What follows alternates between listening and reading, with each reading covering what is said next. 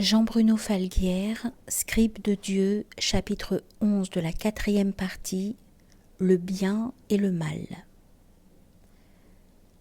Mon maître, qui me pousse à me défaire de toute forme de jugement, m'a entraîné à observer un monde différent.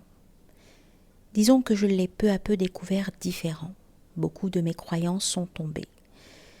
Si la peur d'oser percevoir les conceptions idéologiques et morales de notre humanité m'a ralenti plusieurs fois, la stricte observance de la règle de l'orientation dans chacune de mes invocations et de mes temps de méditation et de prière m'a beaucoup aidé à transgresser les idées reçues. C'est ainsi que j'ai appris que la loi de l'amour est fort éloignée des petites considérations morales des hommes. Ainsi j'ai vu que notre vision du mal est au moins aussi étriquée que notre vision du bien, car nous les dissocions. Tous les grands textes sacrés, auxquels la plupart d'entre nous donnent un sens premier primitif et enfantin, témoignent de ceci. Dieu choisit les siens. Nous avons naïvement interprété cela d'une manière simpliste. Pour nous, il y a les élus et les non-élus. Comme je viens de le souligner, nous entendons dans notre grande majorité qu'il a choisi les élus et délaissé les non-élus.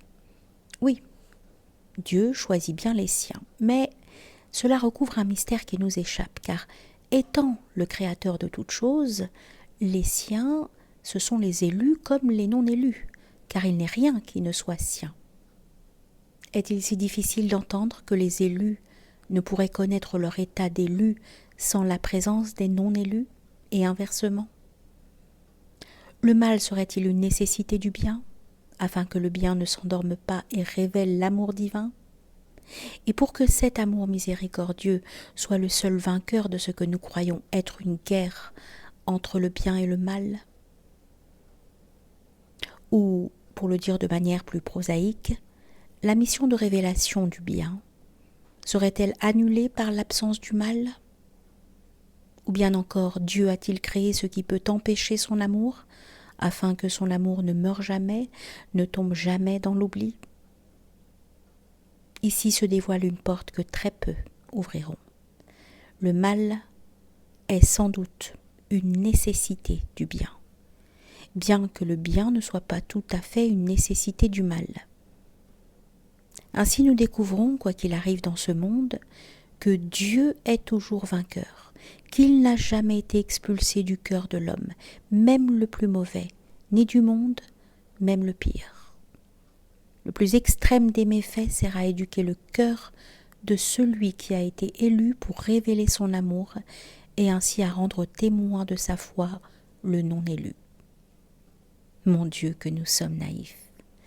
D'un côté, voici le bien qui borde la porte de son amour, de l'autre, voilà le mal qui borde la porte de l'oubli. Car c'est de cela qu'il s'agit.